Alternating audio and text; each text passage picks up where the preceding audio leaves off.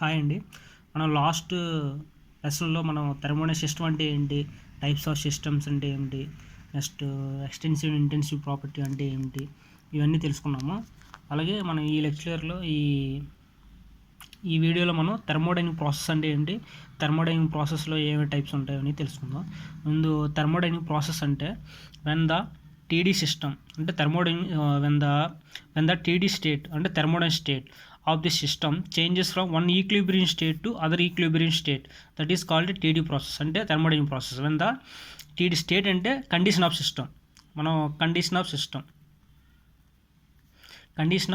System యొక్క system అనేది ఏ కండిషన్లో ఉంది అనేది దాన్ని స్టేట్ అంటారు అన్నమాట.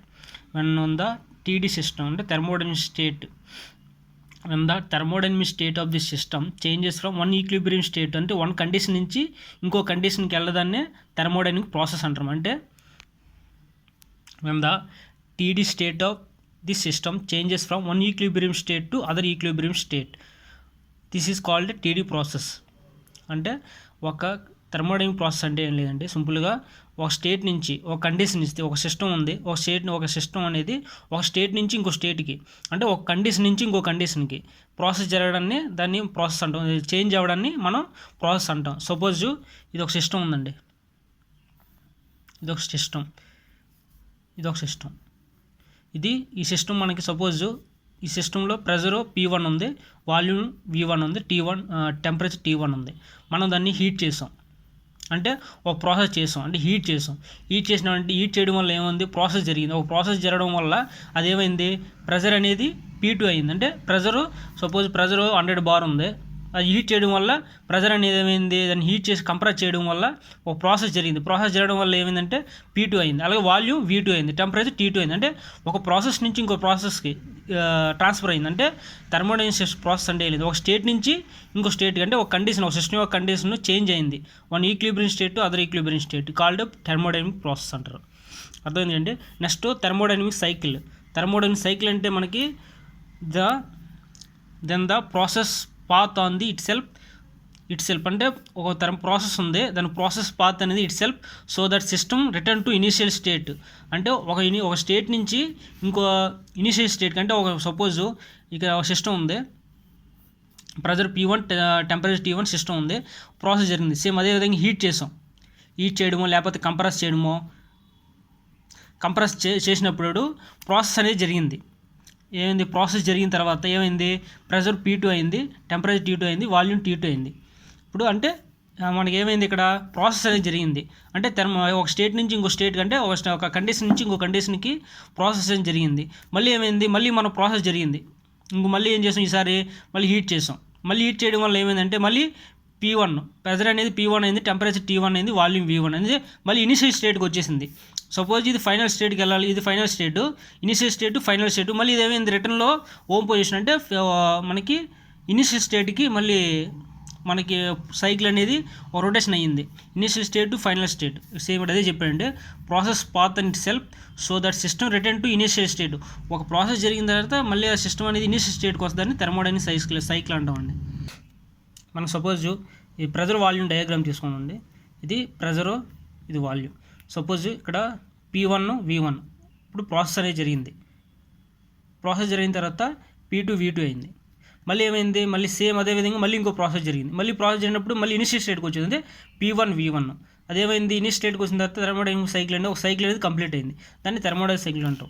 నెక్స్ట్ థర్మోడైనమిక్ ప్రాసెస్ అనేవి టైప్స్ ఉంటాయండి. ఇప్పుడు ప్రాసెస్ అంటే చెప్పుకున్నాం కదా, ఒక స్టేట్ నుంచి ఇంకో స్టేట్కి ఈక్విలిబ్రియం స్టేట్లో మనకి ఈక్విలిబ్రియం అంటే థర్మల్ ఈక్విలిబ్రియం అంటే టెంపరేచర్ అనేది సేమ్గా ఉంటుంది, దాన్ని మనం థర్మల్ ఈక్విలిబ్రియం అంటాం.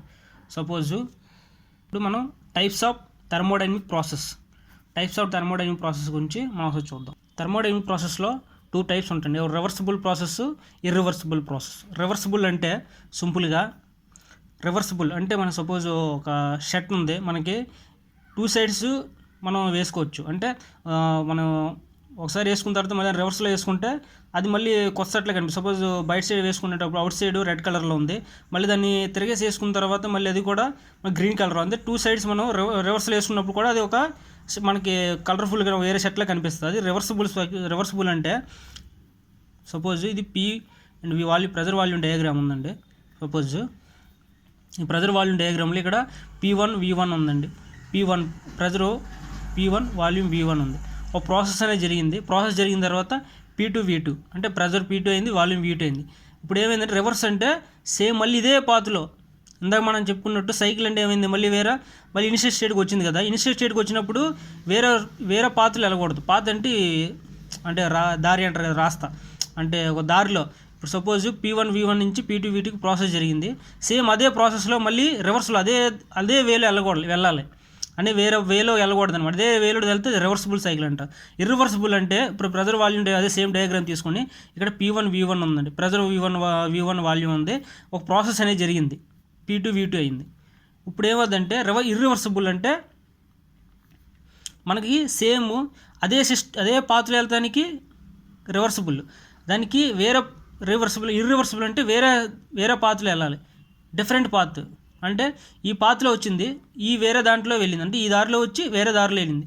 అప్పుడు ఏమైందంటే దాన్ని ఇర్రివర్సిబుల్ ప్రాసెస్ అంటారు. అర్థమైంది అంటే రివర్సిబుల్ ప్రాసెస్కి ఒకసారి డెఫినేషన్ చూస్తే, ఏ ప్రాసెస్ ఈ side to be A reversible process if when rivers in direction, అంటే రివర్స్ డైరెక్షన్లో ఎలా ప్రాసెస్ జరిగినప్పుడు మళ్ళీ ఆ డైరెక్షన్ అనేది రివర్స్ డైరెక్షన్లో ఉండాలి. It follows the same path. చెప్పండి అంటే సేమ్ పాత్, అదే పాత్లో మళ్ళీ అది ఫాలో చేయాలి. అంటే సేమ్ పాత్ అంటే ఫార్వర్డ్లో వచ్చింది, మళ్ళీ రివర్స్లో కూడా సేమ్ పాత్ అదే ఫార్వర్డ్లో వెళ్ళాలి.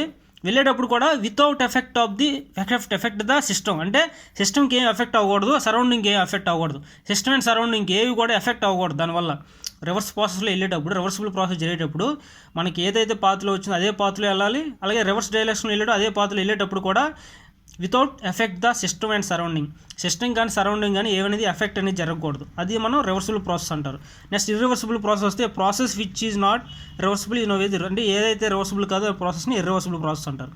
మనం ఇర్రివర్సిబుల్ ప్రాసెస్కి మెయిన్ రీజన్స్ ఏంటంటే ఫ్రిక్షన్. అంటే ఏదైనా ప్రాసెస్ జరిగినప్పుడు ఇర్రివర్సిబుల్ ప్రాసెస్ ఎందుకు అవుతుందంటే ఫ్రిక్షన్ వల్ల కానీ, ఫ్లూయిడ్స్ మిక్స్ చేయడం వల్ల కానీ, నెక్స్ట్ ఫ్రీ ఎక్స్పెన్షన్ కానీ, టెంపరేచర్ ఇంక్రీజ్ చేసినప్పుడు కానీ, ఇవన్నీ ఇర్రివర్సిబుల్కి రీజన్స్ అనమాట. మనకి ఇర్రివర్సిబుల్ ప్రాసెస్ అనేది ఇవన్నీ రీజన్స్. అలాగే యాక్చువల్గా రివర్సిబుల్ ప్రాసెస్ అనేది ఇంపాసిబుల్ ప్రాసెస్ అండి, అంటే హైపోథెటికల్ ప్రాసెస్. అంటే రివర్సిబుల్ ప్రాసెస్ అనేది ఎప్పుడు కూడా జరగదు, మనకు అన్నీ కూడా ఇర్రివర్సిబుల్ ప్రాసెస్లోనే ఉంటాయి. ఏది కూడా మనకి రివర్సిబుల్ ప్రాసెస్కి ఒకే ఒకటి అంటే క్వాస్టేటిక్ ప్రాసెస్ అని ఒకటి ఉంటుంది. అది మాత్రమే మనకి రివర్సిబుల్ ప్రాసెస్లో వస్తుంది. క్వాస్టేటిక్ ప్రాసెస్ అని ఒకటి ఉంటుంది. ఇర్రివర్సిబుల్ మిగతానిగా ఇర్రివర్సిబుల్ ప్రాసెస్లోనే ఉంటాయి. మనకి ఇర్రివర్సిబుల్ ప్రాసెస్ రీజన్కి ఏంటంటే ఫ్రిక్షను, మిక్సింగ్ ఫ్లూయిడ్, ఎన్ని ఫ్రిక్షన్ అయ్యేటప్పుడు ఎఫెక్ట్ జరుగుతుంది, బయట సరౌండింగ్ కానీ సిస్టమ్ కానీ ఎఫెక్ట్ జరుగుతుంది, అందువల్ల అది irreversible process. Next temperature increase చేసినప్పుడు హీట్ పెరుగుతుంది. నెక్స్ట్ దాని మధ్య ఫ్రిక్షన్ టెంపరేచర్ పెరిగితే ఏమవుతుంది, దానికి సరౌండింగ్ కానీ సిస్టమ్ కానీ ఎఫెక్ట్ అవుతుంది, కాబట్టి అది ఇర్రివర్సిబుల్ ప్రాసెస్. మనకి సపోజ్ ఇది P, ఇది V. మన ప్రెజర్ వాల్యూమ్ డయాగ్రామ్ తీసుకుంటే మనకు ప్రెజర్ వాల్యూమ్ డయాగ్రామ్ అనేది మనకి PV = వర్క్ డన్ కింద మనకి ప్రెజర్ వాల్యూమ్ అనేది వర్క్ డన్ ఇస్తుంది. అంటే ఒక క్లోజ్డ్ సిస్టంలో ఇది P1 V1, ఇది P2 V2. Work done = integral of PdV. అంటే ఇప్పుడు సపోజ్ ఈ సిస్టమ్ ఈ విధంగా వచ్చింది, అంటే రివర్సిబుల్ ప్రాసెస్ P1 V1 నుంచి P2 V2కి ప్రాసెస్ జరిగింది. అప్పుడు మనకి వర్క్ అనేది ఇది వచ్చింది, మనకి ఇది వర్క్ వచ్చింది, మనకి వర్క్ అనేది ఈ విధంగా వచ్చింది. అదే ప్రాసెస్ ఇలా ఇదే వేలో ఇదే పాత్లో మళ్ళీ రివర్స్లో ఈ సైకిల్ ఈ ప్రాసెస్ అని జరిగితే మనకి ఏమైంది, మళ్ళీ మనకి వర్క్ అనేది ఇదే సేమ్ వర్క్ అదే వర్క్ ఉంది, మళ్ళీ సేమ్ వర్క్ మళ్ళీ ఎఫెక్ట్ మనకి ఇవ్వాలి. అంటే మనకి ఏమైంది, ఇప్పుడు సరౌండింగ్ అండ్ సిస్టమ్ కానీ ఏ ఎఫెక్ట్ అవ్వలేదు, కాబట్టి అది రివర్సిబుల్.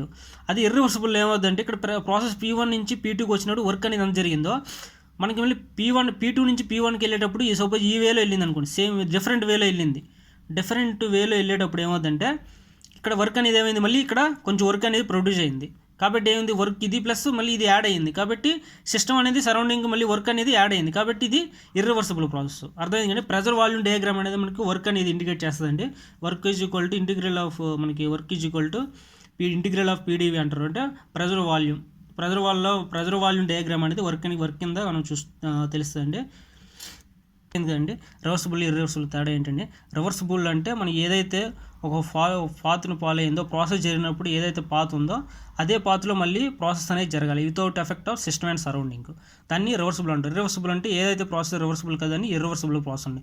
ఇర్రివర్సిబుల్కి ఏ రీజన్ అంటే friction, mixing of fluids, free expansion, temperature increase. అదండి ప్రెజర్ వాల్యూమ్ అనేది వర్క్ కింద కన్వర్ట్ చేస్తుంది. థ్యాంక్ యూ అండి. నెక్స్ట్ వేరే వీడియోలో కలుద్దాం.